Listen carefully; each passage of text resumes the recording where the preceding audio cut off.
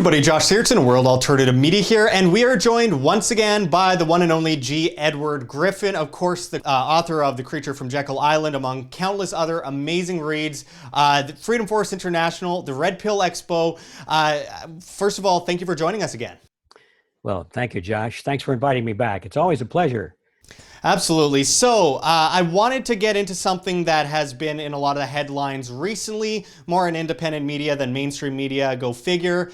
But one of the major issues I've seen lately is that, I mean, it seems like news is getting crazier with each year. And I think a lot of that is rooted in the fact that we have more access to information now with the internet, with the flow of information on the internet.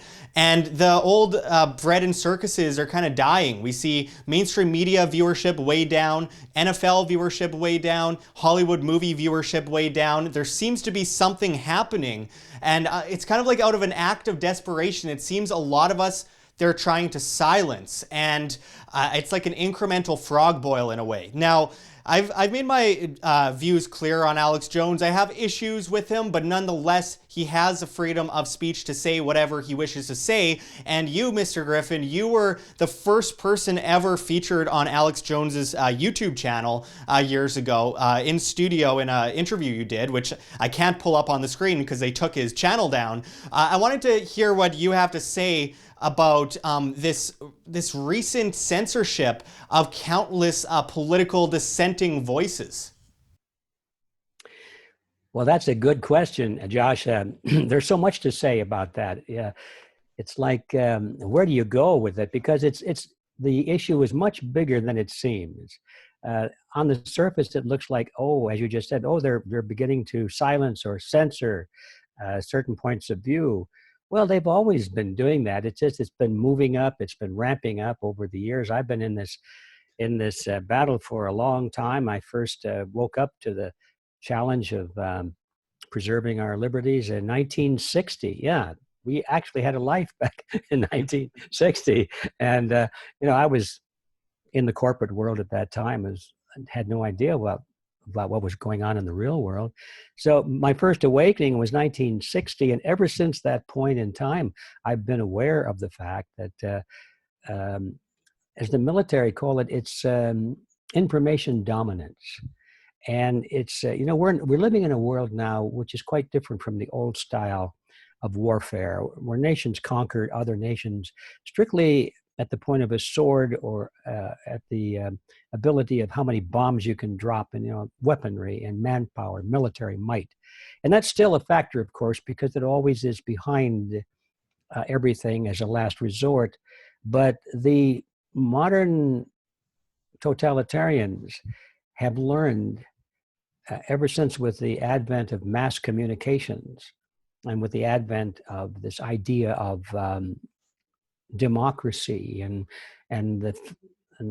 like a system is supposed to survive on the basis of consent of the governed and the people's voice and all of this sort of thing, and elections and majority rule, all of this thing, it's changed definitely, and it changed very drastically, I think, in World War II, when the medium of communications it just exploded in terms of power.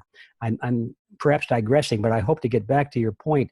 But all of this came to my mind as you were talking about it. I remember looking some years ago, the first time I saw those films of Hitler, and he was speaking before, I don't know, maybe hundreds of thousands of people, and they were just packed in like sardines, and the camera panned around. You could see there, it looked like all of Germany was assembled in this huge square, and you could hear the loudspeakers, and sometimes, as I recall, the camera even panned up, and there was a picture of a loudspeaker. Well, now this is 1937, 1939, and all of that sort of thing, and the amplifier and the loudspeaker and the radio had just been invented not too long before that, and it was just reaching out to being available to influence the masses at that time. And I thought, this was the turning point of history, when one man standing at a microphone can speak and instantaneously affect the minds and the emotions of hundreds of thousands of people at the same instant.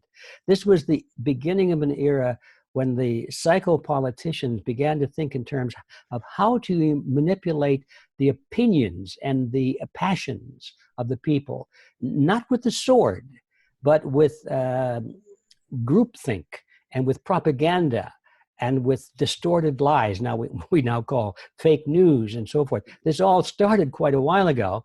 And of course, then the next ramp, the picture that comes to mind, the ramp up in that process was FDR sitting in front of a microphone, speaking in what they called the fireside chat. Now that was at that point, one man was able to speak instantaneously to millions of people by means of radio. And this changed. It was another big step forward in how political systems became determined not by the sword and the bullet, but by information dominance. All of that all came to mind. And I think what I'm trying to say is that I've been aware for a long time, Josh, that what we're witnessing today is not something new at all. What it is merely an extension. We're getting to the extreme end of what started way back at the turn of the last century, two turns of the last century, actually, back at the 1900s with the advanced means of electronic communications and the ability to change people's opinions by influence, facts, propaganda, rather than frightening the heck out of them with fear because of an invasion. Mm-hmm. So what we see today is an extension of the fact that there is a powerful group of people who are very professional at using this tactic of warfare. And we are seeing it used on us now at perhaps the highest point of its excellence ever before. And it continues to ramp up. Now, you also mentioned something which tells me that even though most people are not aware or don't think much about this aspect of it, they know that they're being, what's the word in the computer games use? Pawned. You've been pawned. And I've never played a computer game, but I've been told that when you've been pawned, it's not good. It's really bad. Well, I think most people are realizing that, hey, I think I'm being pawned in the communications of news and movies and entertainment. They instinctively know it, and so they're backing away from it, but they have no place else to go. Mm. They're just going from one medium to another. They're going from, let's say, network television.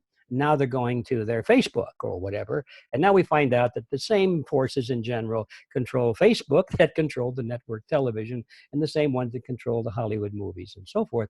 And this didn't happen overnight. I'm here to tell you this is not a conspiracy theory at all. This is a matter of history.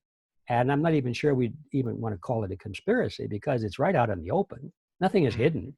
It's just that people don't think about it, that there are a few small conglomerates of people, add them all up, probably less than about 500 people or 1,000 people in the world that literally control the flow of information. And so now, to your point, yes, I've seen this grow. I've seen it come to an extreme point now where it's so obvious that people are reacting against it.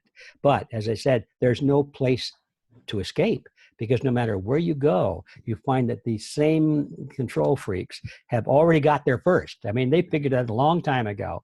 And so wherever you go for your information, almost anywhere except for your programs like yours and mine, which we like to call it alternative media. As far as I'm concerned, it's the real news media. It's the only place you find the truth. But increasingly, now this is the good side of it. Increasingly, I think people are, because they have this instinctive awareness that they're being pawned, that they're now looking for alternative media. Let's use the phrase that's popular.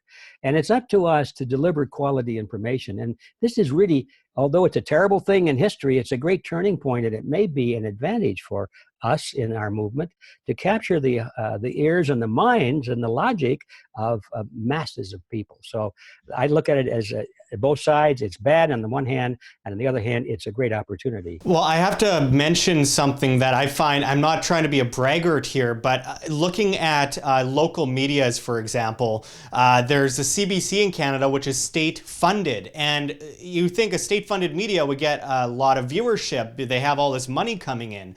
But at the same time, I'm getting more viewership with no money on YouTube than any other reporter in the province I live in. And I mean, among a few other independent medias, we get more viewership by far than the mainstream media. And I find that, it's starting to go in this direction where you mentioned, the old fireside chats with FDR. I'm looking back, the first, I think, recording of a president was Calvin Coolidge talking about how people shouldn't be taxed. And it came a long way from there, where we saw, obviously I can't stand communism, but we saw under McCarthyism kind of a overreach of power, to say the least. And a lot of people like Charlie Chaplin, for example, who wasn't even a communist, was booted out of the United States. And there's a lot of kind of encroachment. And now it seems like it flipped full circle. It's another form of tyranny. It's more to the point of the communists to the liberals, progressives, different forms of this collectivism that is growing like a cancer. And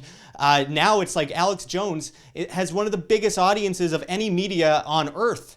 And they were able to shut him down on every single application: YouTube, Facebook, Twitter, Instagram, all these podcast applications, Apple, all of these things. And it's just unbelievable that they're capable of that. And before those of you watching say, well, it's a private company, I have to point out that they have gotten billions of dollars from the government. So when is it no longer a private business, and when does it become a government monopoly? So I have to ask, do you think, why now? Why are they trying to silence us now? It seems like this is bigger than it ever has been in the past. I mean, you've witnessed a lot over the years talking about this kind of stuff, but I mean, have they ever been able to shut down people with such a large audience? Well, I put my mind in the position of the people who are doing it. If you ask them, if you ask the people who did shut down Alex and so many others, by the way, as well.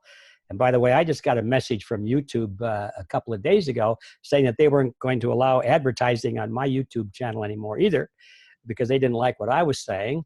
And by the way, I never got any advertising revenue from them, but if I had, they would have shut it down. And the reason, if I'd asked somebody who's responsible for throwing the switch, why now, they'd say, that's a good question. We should have done it a long time ago. The reason is not why now, but the question is why. And the why is because they don't like opposing points of view to be aired, because they know that their attitudes, their viewpoints, their ideology, their programs will not stand comparison. They will not stand challenging. They only exist when it's the only option you have. So the question of why do they shut down opposing points of view is because their arguments are not strong enough to stand by themselves. It's as simple as that. Yeah, and going from there to the people who control the media, the people that control this whole system, as we see problems within the monetary system, as we see, like I mentioned earlier, the bread and circuses starting to die off. Let's talk a bit about the deep state, because I find this gets a lot of different definitions depending on who you talk to. Someone like yourself has been talking about the deep state for almost 60 years, and other people have just come up with this phrase in the last 2 years and call only Obama holdovers the deep state, which is kind of a skewed point of view. So what is the deep state to you? Well, the deep state is this rather invisible to us group of people who all pay allegiance to a common ideology, and the ideology is collectivism, and more than that is global collectivism, which is where collectivism always leads. But they want to create they want to eliminate national sovereignty, independence from all nations, and build this international conglomerate of nations, all of which are controlled from the top, which is sort of a shorthand definition of collectivism. And they want to see that happen. Most of these people feel that they will be a part of the ruling groups within this conglomerate. That's one of their motivations. They figure they will be the ruling elite. They already are, but they want to make sure that this is not challenged. So that's who are these people? Well, I don't think any of them carry cards. They're not members of a political party necessarily. You find them in the Republican Party as well as the Democrat Party. You even find them in the Green Party. You find them in the Communist Party. If there were a fascist party, you'd find them in there too, because they're all elements of collectivism. And they are united by their common goal. Now, some of them at the very top are actually members of organizations. And I think your viewers probably are aware of some of those organizations that have their dedication to the goal I just mentioned. The most prominent one in the United States, of course, is the Council on Foreign Relations, which has about 4,400 members, something like that. It's a small number considering the population of the United States. And yet this relatively small group literally runs all of the important power centers of the country. They're dominant in the government, they're dominant in the media, they're dominant in the schools, and all of that sort of thing. So who are these people? These people are collectivists. They recognize each other. They all go to the same major conferences. Most of them are employed by government agencies. They're the bureaucrats, the politicians, they're the judges, they're the heads of military units and police units. I mean, these are the people at the top. 4,000 of them are running the whole show. And then, of course, they have a lot of wannabes underneath them. This is a pyramid. So for every 4,000, you've got, let's say at the top, you've got 40,000 or 400,000 who want to get to the top, and they're doing everything they can to carry out the wishes and the programs of those at the top. And then below that, there are a lot of people who just want to go along and they don't want to make waves because they're trying to, make some money, and they don't want to be controversial. So they'll go along with what the 400,000 want to do and so forth. That's how a few can literally control the whole population today. Well, so what who you're are saying these people? right now? Okay, sorry, go ahead. Yeah, no, go ahead. I was just going to repeat another way of saying it, but I think I pretty well said it. Yeah, well, my apologies. I can't help but notice that some of what you're saying sounds a lot like kind of the definition of democracy in general. This idea that two wolves and a sheep can decide what to have for dinner. And, we've seen this mantra repeated over and over again, the greater good of the greater number, for centuries, for a millennia, of this idea that one cannot separate their mind from in this indoctrinated world. This idea that we must be controlled, we must follow the pack, that 51% can rule the 49%. I mean, what are your thoughts on this? Ultimately, this push for democracy and these attacks on people who say maybe democracy isn't the best way to go. They instantly get hounded by people as if they're the next Hitler or something. Well, of course, I feel sorry for them in a way. Now, if they know what they're doing and they've been to school and that they are professional propagandists, I have no sympathy for them. Mm-hmm. But a lot of them, of course, are victims of this whole propaganda program themselves. They actually believe that they've been so well programmed. And by the way, I'm not trying to hold myself aside and say I'm smarter or better than these people, because, Josh, I was there at one time. When I was in school, that's exactly where I was. If you went to public school, I can't believe that it wouldn't be.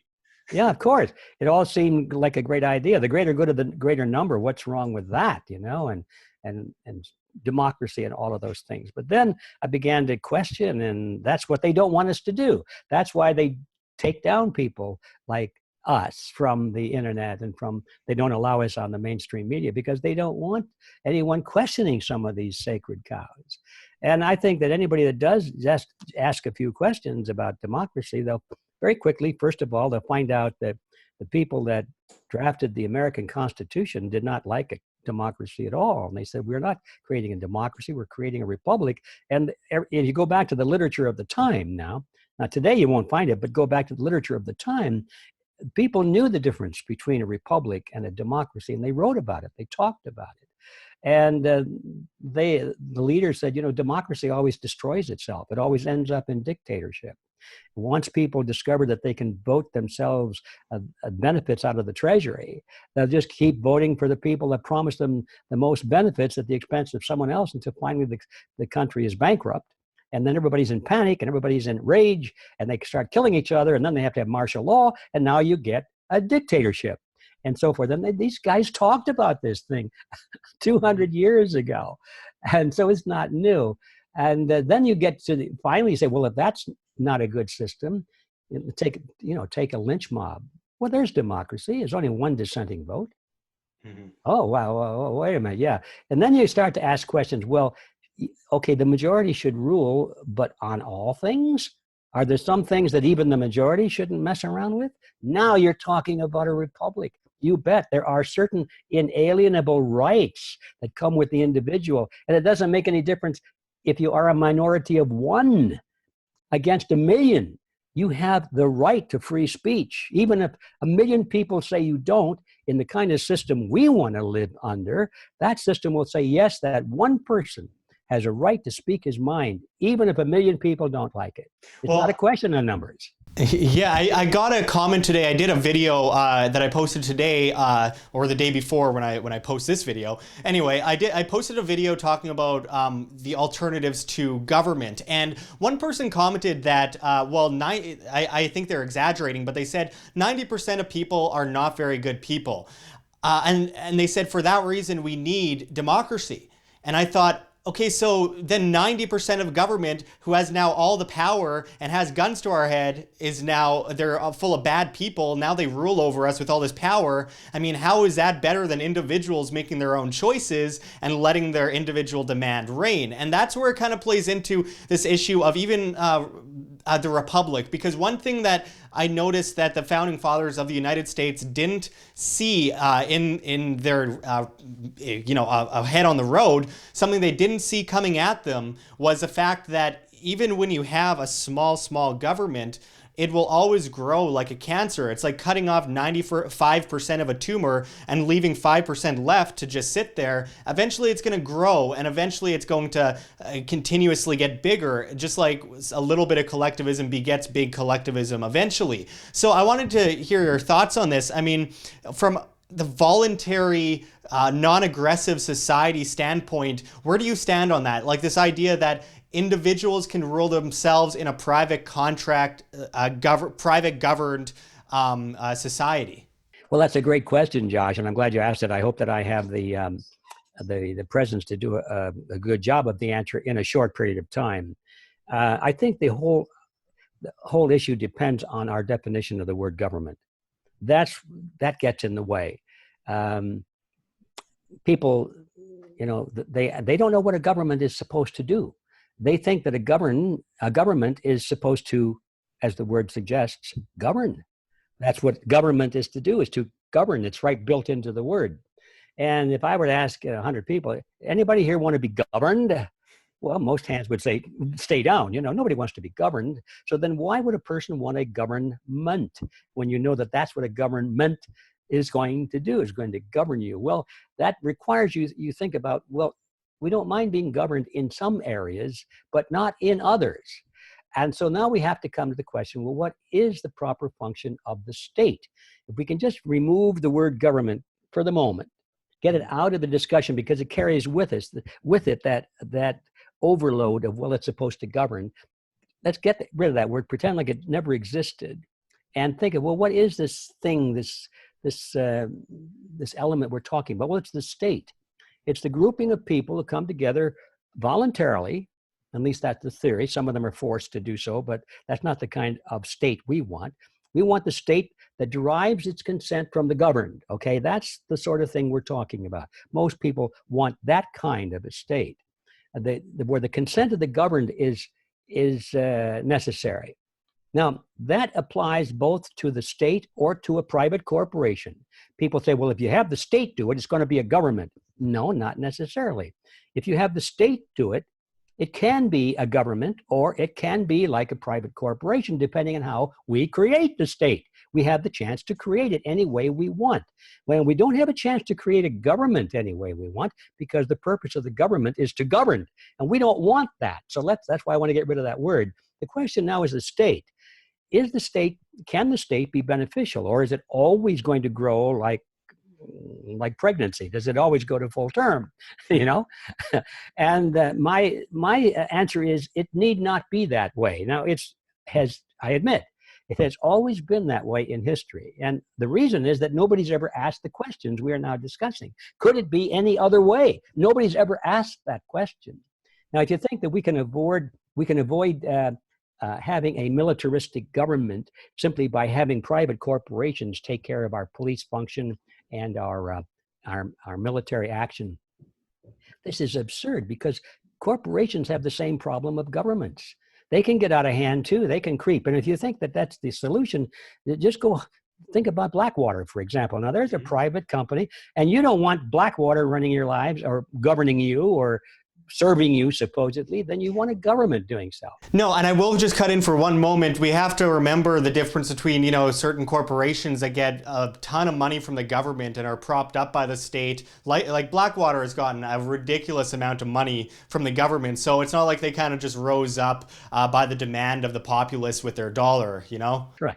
But yeah, I agree with that. But even if it had, theoretically, I could see some corporation that says, yeah, we don't like governments, Well, it's actually happened. You go back to the origin of the Cosa Nostra in what we now call Italy.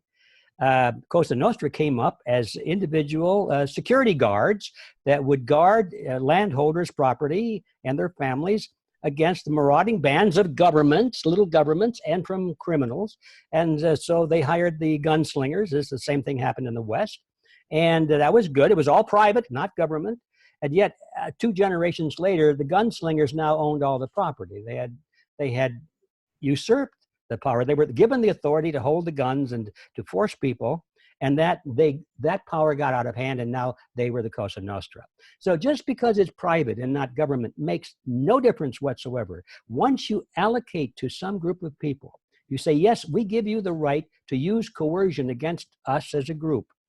It will grow and grow and grow unless you put definite limits on it. And it makes no difference whether it's called the government or called a corporation or called an association or called whatever name you want to give it. And you've got the basic problem that power corrupts. So the challenge then is, how do you build a system for this voluntary action among people for their mutual defense?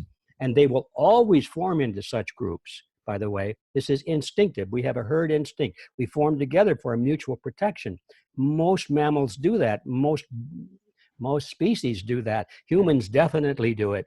So it's not a question of whether we should do it or not. The question is, how do we structure it when it happens? So I think, and now I'll get to my point, if we get rid of the word government and ask ourselves, what do we want this group to do that we're going to give authority to use force on our behalf? We want it to govern us? No. What do we want the state to do? And the answer is, I think for most people, we want this state to protect us, not to govern us, to protect us, to protect our lives, our liberty, and our property, and nothing more, because that's the only authority we have to use force. We can use force, even lethal force, against another human being. For what purpose? To protect our own lives, our property, and our liberty, our freedom, but nothing more. Nobody would condemn us for injuring someone or even killing someone to defend our lives, our liberty, or our property.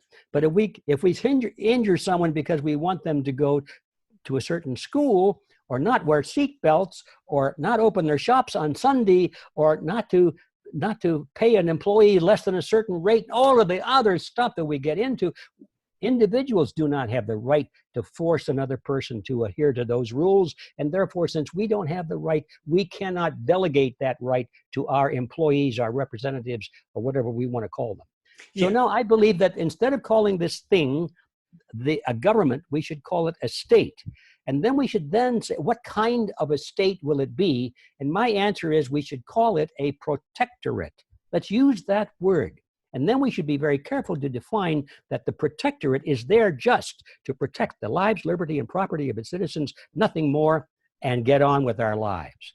I think, in other words, that's my answer to your question. This business of anarchy versus governments is a false debate, because we're not using the right words.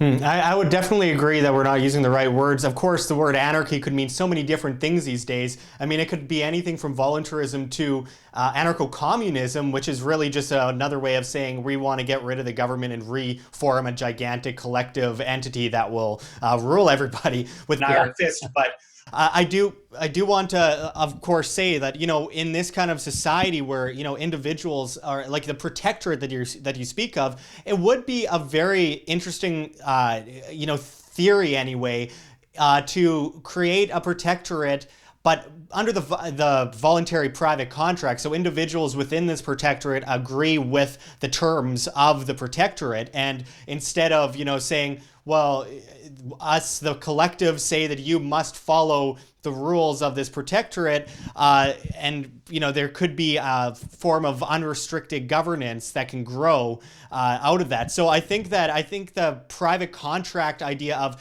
individuals agreeing or consenting to the group, to the idea, would be the most voluntary, free way of doing so, or else I feel like it could just turn into collectivism again, because we saw with in the past, the United States government started as more of a protectorate, of course, and it grew very fast, especially looking at the selling out to Britain in the 1790s under Alexander Hamilton, and the growth of state, the growth of monetary powers, and so on. It feels like unless you have an agreement with the populace and every individual member of that populace, then it will always kind of get out of control and people will use force against other people. Well, it's an interesting point, but I would differ on most of what you just said. I agree, but I would differ on the point that we need the individual consent of every member of society, because that's not the idea. Now, if we had a government, then I would say yes, everybody would have to consent to have their individual choices controlled. Individual choices, what they do all day long, and what they say, and what they think, and what they wear, what jobs they have, and all that stuff. Yeah, you got to agree to that. But we're talking about a very restricted area of negativity here. The proper function of the state is negative, not positive. It's to protect lives, liberty, and property. Now, we don't need everybody in society to agree to that, because the criminals and the killers will not agree to it. So the idea is that we who form this state and create this compact will say that those are the only areas where we can override somebody else's individual choices. Is if they start to take our lives, liberty, and property, then we don't care whether they agree or not. So that's the point. The point of using coercion. In other words, the restriction is on our part, not on the part of everyone else. We have to say we refrain from trying to coerce any kind of activity unless it fits that very narrow field. And if it fits in there, then we're coming after you because it's in our own self-defense. Mm-hmm. Now, I agree on this point, Josh. You do still have to spell a lot of things out, because we know how human nature is, and how you can twist words and intentions, and you can say, well, yeah, what is liberty after all? Does that include privacy, the liberty to display yourself naked in public, and get into those things? So you do need to define, and the more detail you can go into, the better off you are. But eventually you come to the point where there always be some gray areas, and that's why we have courts, is to resolve those things. Well, you always put it in the most eloquent, interesting way. I don't know anyone else that goes into this subject in the way that you do. You put it in a very, very interesting way for our viewers to understand, and I really appreciate it. As always, let's remember what government makes their money off of, how government thrives. They thrive off of stealing people's money, throwing them in cages if they disagree with a certain idea.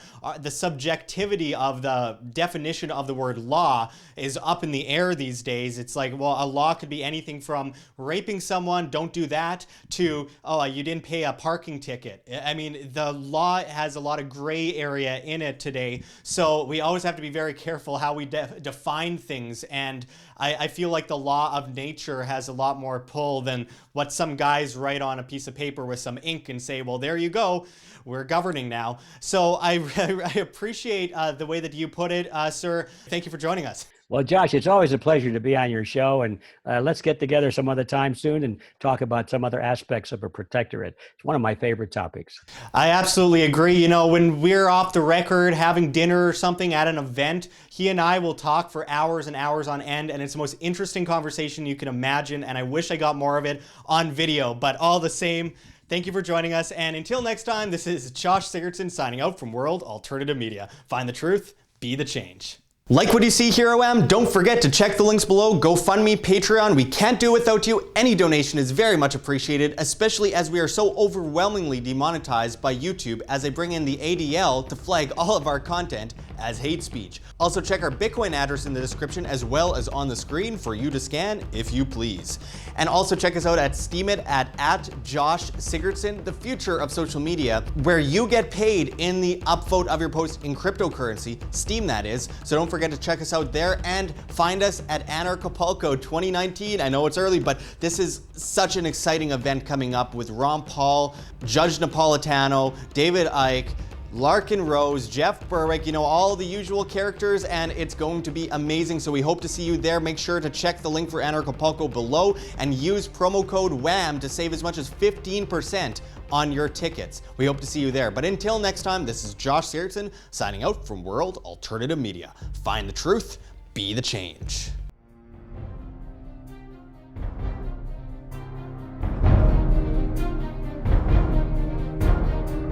I'm sure you have already changed people's minds in your young age because you're involved, and I like that.